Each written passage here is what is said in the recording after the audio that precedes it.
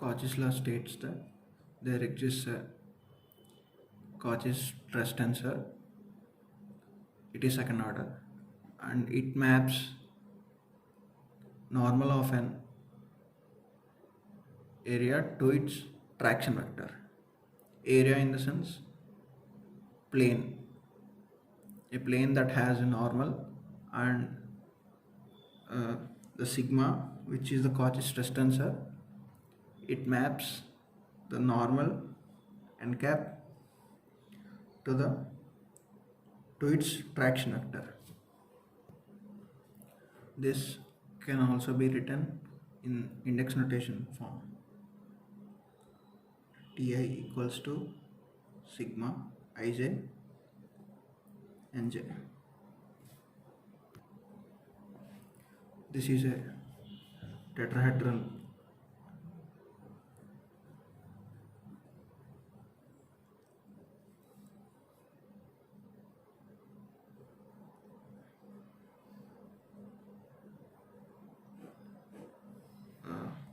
this is a pre-drawn tetrahedron construction.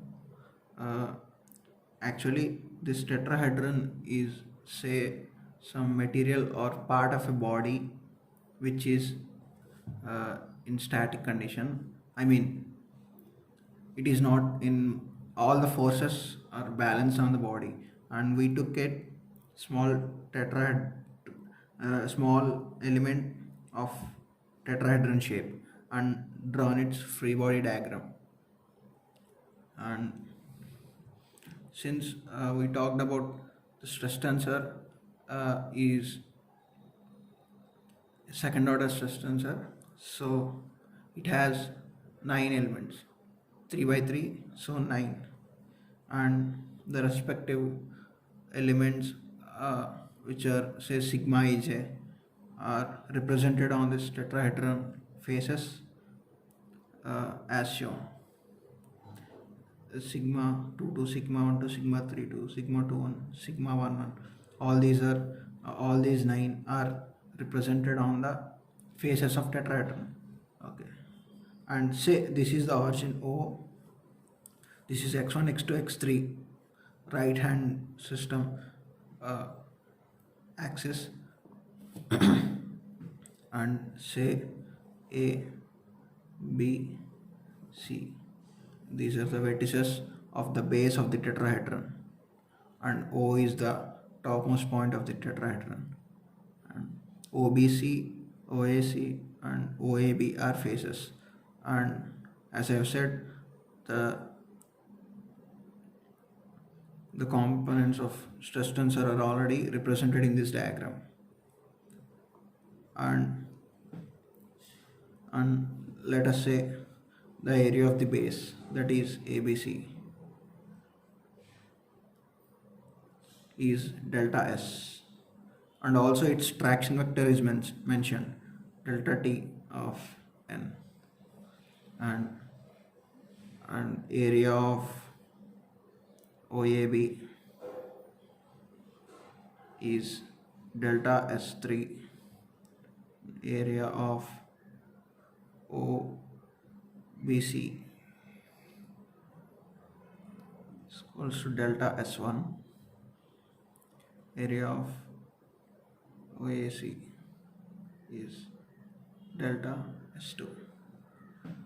The area of base ABC, that is delta S, can be resolved into components of in terms of delta S1, delta S2 and delta S3. In order to resolve delta S into its components of delta S1, delta S2 and delta S3, let us assume the basis vectors of this system is E1, E2 and E3.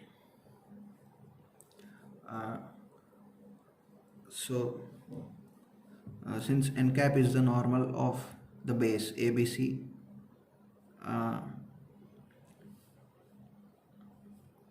delta S1 can be written as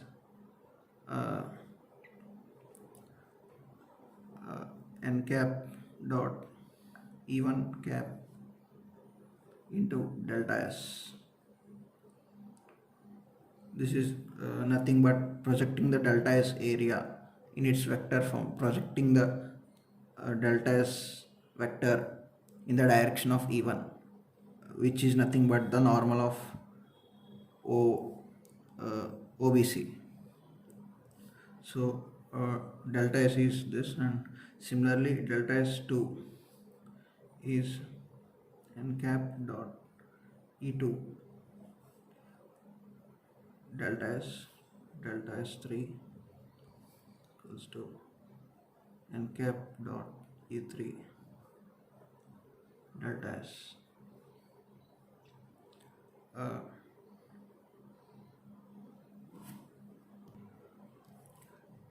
Since n1 e1 n e1 n e2 n e3, all these are n e1 e2 and e3, all these four normal vectors are unit vectors, so the dot product wouldn't generate a constant, it will be 1. So if we resolve the unit vector itself into components of along e1, e2 and e3, we can say, let's say n1 e1 cap plus n2 e2 cap plus n3 e3 cap. N cap can also be written in this form when resolved in e1, e2 and e3. Similarly, like we did the component resolving of delta S in direction of e1, e2, e3, we can also resolve the traction vector in the directions of e1, e2 and e3. Say t1 e1 plus t2 e2 plus t3 e3. Now that we have resolved all the quantities of the base in the e1, e2 and e3 directions, now we can go to our first step of analyzing equilibrium, that is balancing the force equations. So there are three directions, x1, x2 and x3, the tetrahedron as represented here. So first let us balance the force in the direction of x1 or along e1.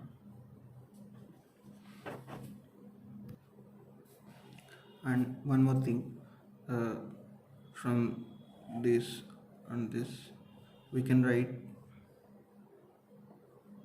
delta S1 equals to n1 delta S2 equals to n2 delta S3 equals to n3 delta S. So as said before, writing the force balance equation in the direction of x1, or which is nothing but minus e1, is t1 delta S minus sigma 1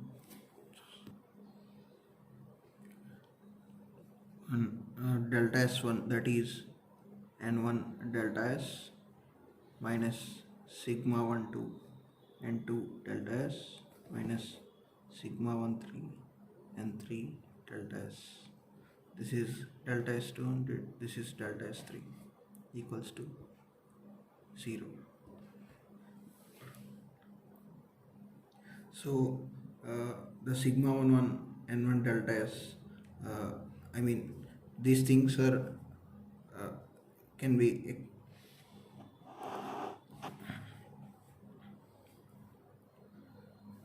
these three terms can be visualized in this diagram. Sigma 1 1, sigma 1 2 and sigma 1 3 in this diagram we can see the directions of sigma 11, sigma 12 and sigma 13 are along uh, I mean in the opposite direction of x1. So these terms are included in the force balance equation by multiplying the respective areas of the tetrahedron in that direction. So from this we can cancel out delta S, and that implies T1 equals to sigma 11 N1 plus sigma 12 N2 plus sigma 13 N3.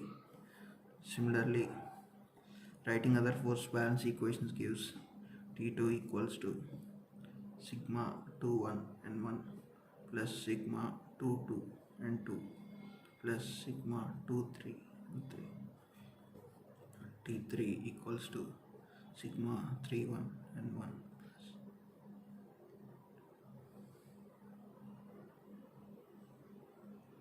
N3.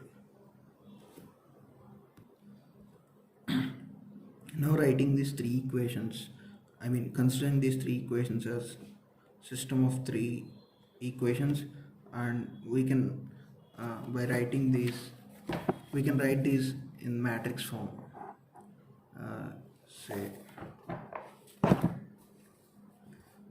T1, T2, T3, a column vector equals to sigma 11, sigma 12, sigma 13, sigma 21, sigma 22, 3, sigma 31, sigma 32, sigma 33 into again column vector n2 and 3. See, this and these three equations are the same. So this is basically nothing but this is traction vector in matrix representation. This is n cap in matrix representation, and this is Cauchy's stress tensor.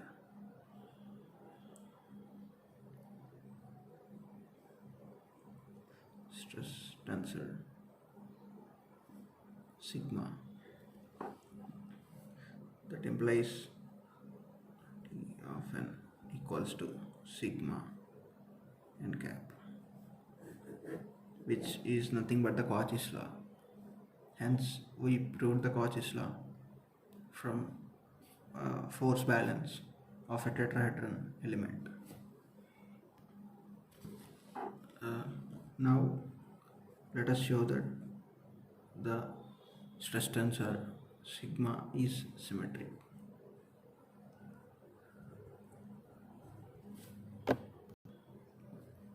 Let us assume that a fluid volume is divided into a number of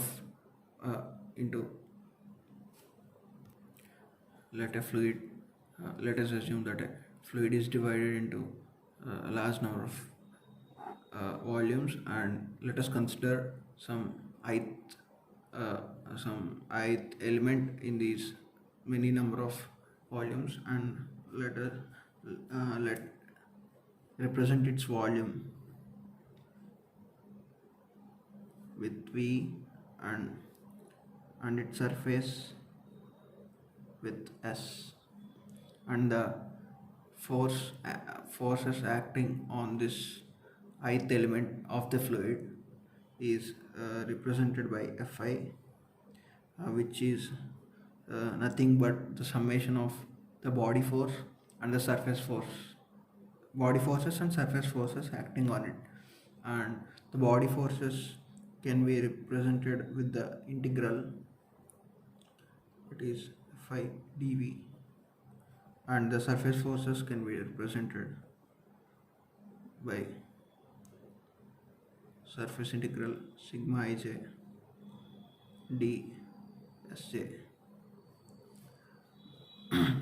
From divergence theorem we can convert this thing into volumetric integral, that is Fi equals to V Fi dV plus integral V dou sigma ij by dou xj dV. Now let us consider the torque balance or moment balance on this ith element of the fluid. Let's represent the torque with tau I, and this can be written as uh, the torque due to the volume forces and, uh, and the torque due to surface forces. That is volume integral epsilon I j k xj fk dv plus surface integral epsilon I j k xj ds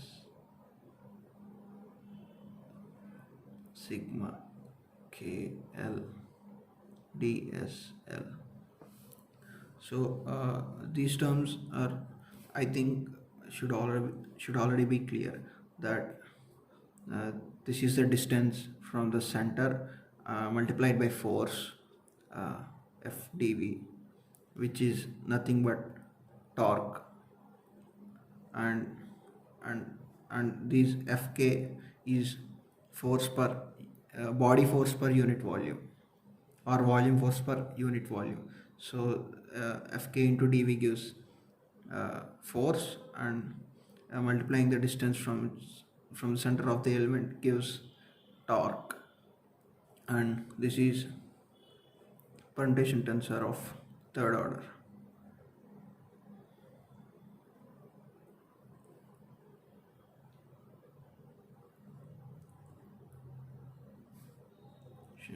Tensor. And similarly, coming to the surface force term, uh, sigma KL into DSL, this is area and this is component of stress tensor. Multiplying this gives surface force, or uh, surface force, and multiplying it with the distance from center gives torque. And same way, this is third order permutation tensor, and this is surface integral and volume integral. So let's convert the surface integral into volume integral using divergence theorem. That equals to,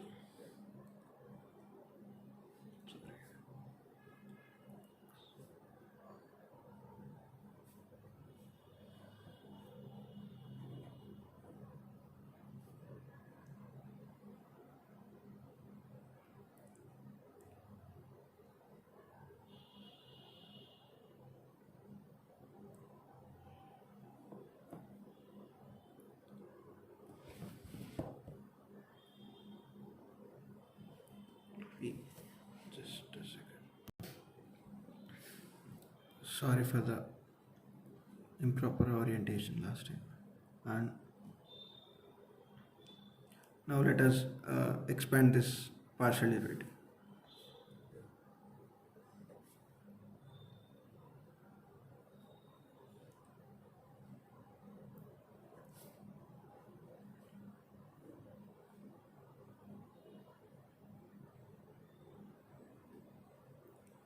Sigma kj dv plus volume integral epsilon I j k xj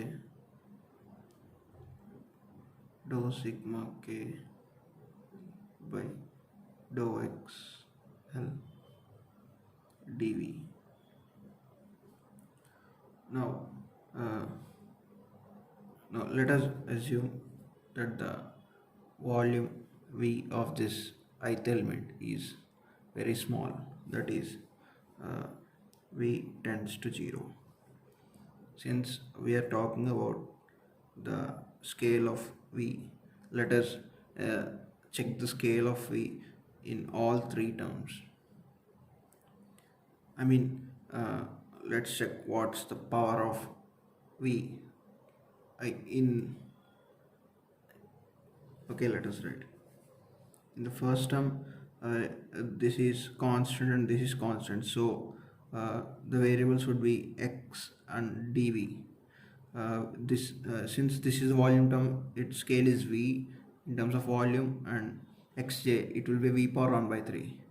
So for the first term it will be v into v power 1 by 3 into v, that is v power 4 by 3, and the second term, this is constant, and it is only this is constant and only dv that contributes to the volume scale, that is v for the second term. And for the third term, this and this are constant, so uh, xj and dv contributes, so it will also be v power 4 by 3. From these three orders we can see that v is the second term scale is uh, v, which is v power minus 1 by 3 times greater than the other two terms. So uh, if v tends to 0, the second term has to be the largest value, since it is v power minus 1 by 3 times greater than other two terms.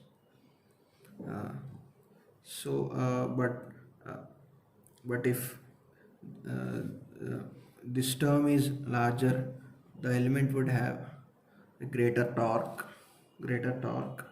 and it will have high angular velocity, which is not supposed to happen. So if the term would be 0, if the term should be 0. In order for that not to happen, the term should be 0. That implies the integral inside it to be 0 for generality,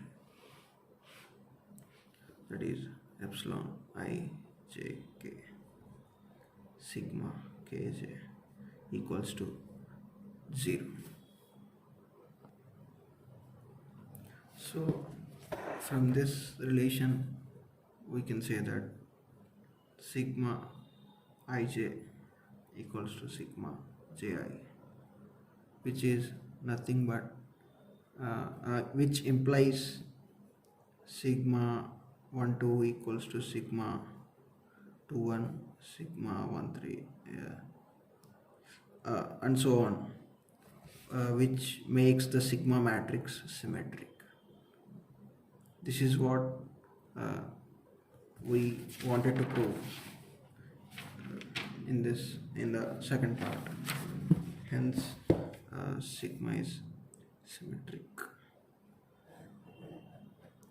If sigma is symmetric, we'll only have out of 9 terms, we'll only have 6 independent terms. Those are 3 of them are diagonal elements, and the other 3 are sigma 1 3, sigma 1 2, sigma 2 3.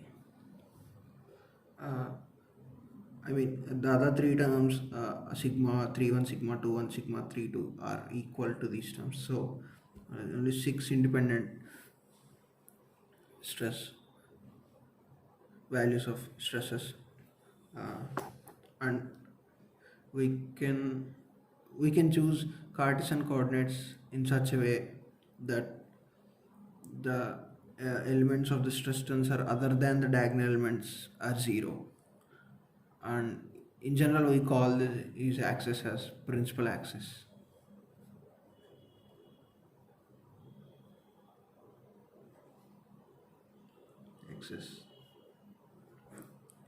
Where sigma ij equals to 0 for I not equals to j, and sigma ij is non-zero for I equals to j, and the diagonal elements which are non-zero are sigma 1 1, sigma 2 2, and sigma 3 3. These three stresses are now principal stresses.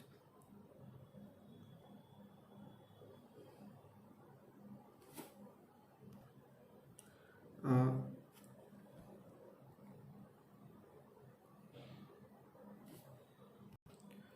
Considering the trace of the stress tensor, the old stress tensor, that is sigma 1 1 plus sigma 2 2 plus sigma 3 3, which is nothing but sigma ii. This is the trace of stress tensor, and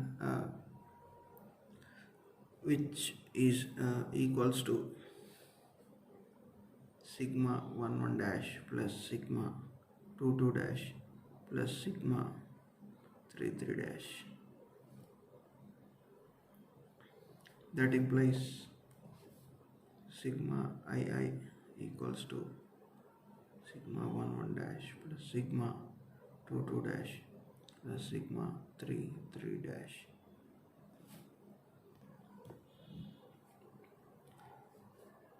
So from this we can say that the trace of stress tensor in any coordinate system will be equals to the trace of principal stresses. Now let us prove that stress tensor is isotropic for a fluid element at rest.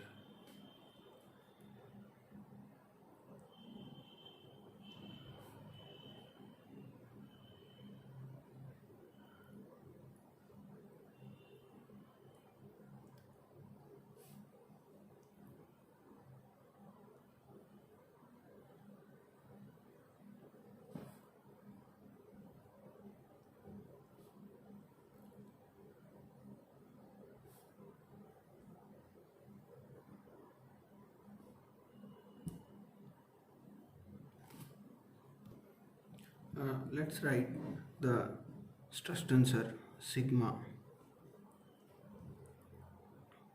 j, which is equals, let's write it in terms of principal axis, which is sigma 1 1 dash 0 0 0 0, sigma 2 2 dash 0 0, sigma 3 3 dash.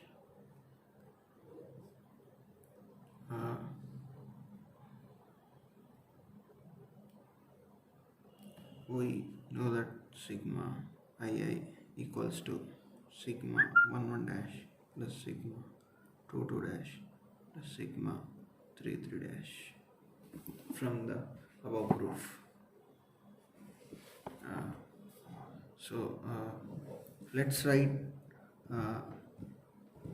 let's write this matrix as summation of two matrices, where the first part of matrix will have all three diagonal elements equal, which is nothing but an isotropic matrix, and the second part, the three diagonal elements will not be equal, which is nothing but it is a non-isotropic or deviatory part of sigma. It is sigma equals to 1 by 3 sigma ii 0 0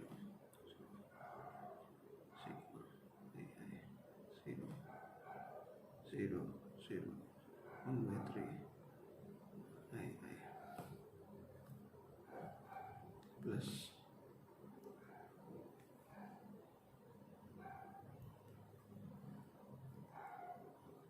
sigma 1 1 minus 1 by 3 sigma ii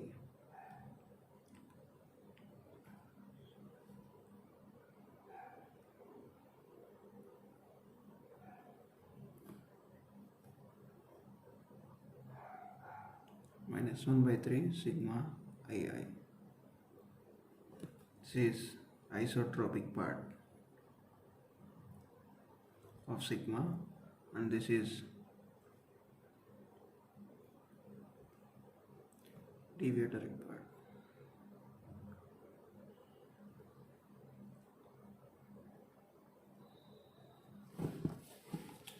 Now, uh, now let us look at these uh, two parts of the summation individually and write the forces on the fluid element accordingly.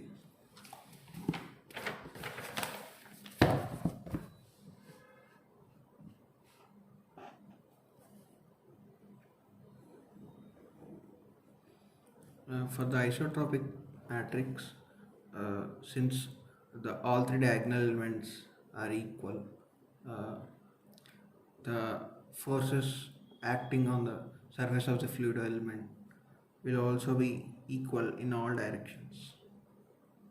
That is, uh, in the 2D drawing, we can uh, represent the situation like this.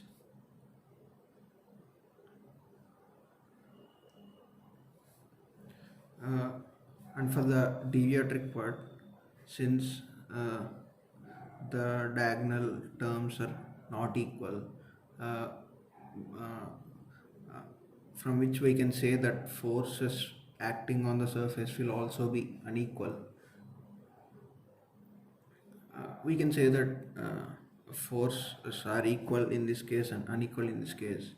It's nothing but multiplying the sigma stress matrix with appropriate terms will give force, and if sigma matrix is equal, the elements in sigma matrix are equal, obviously the forces will also be equal.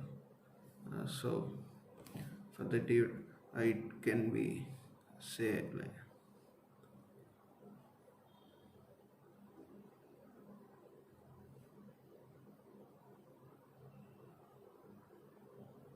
sorry, it will be normal, all forces will be.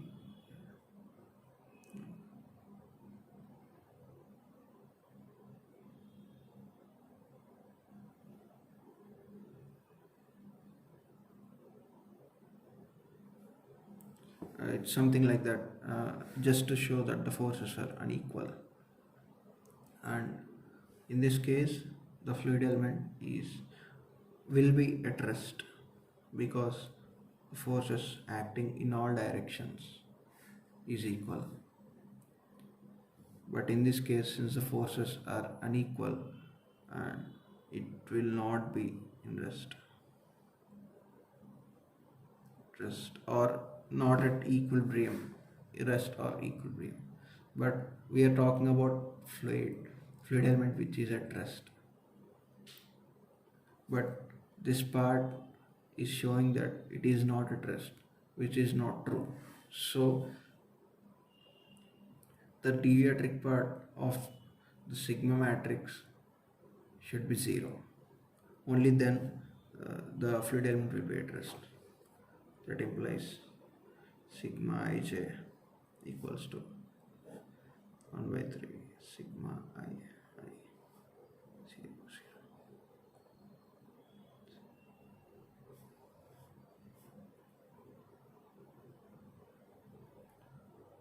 Which proves that for a fluid element at rest, the stress tensor would be isotropic, which is our target.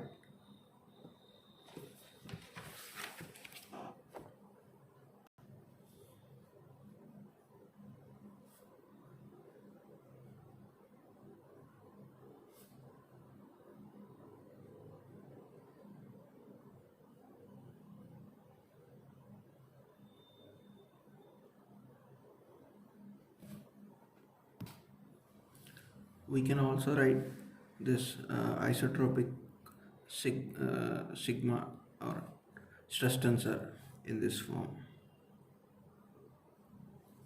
minus P to delta Ij. This delta Ij is here P here P equals to minus 1 by 3 sigma ii, and here delta ij is Kronecker delta, and P is minus 1 by 3 sigma ii, which is nothing but static fluid pressure.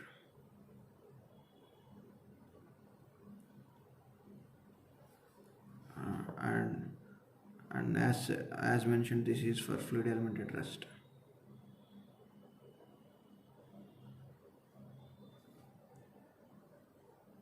Element, and this is since it is a less general case, let's write the equation for general case where the fluid element is moving, and hence the stress tensor would contain a deviatoric part.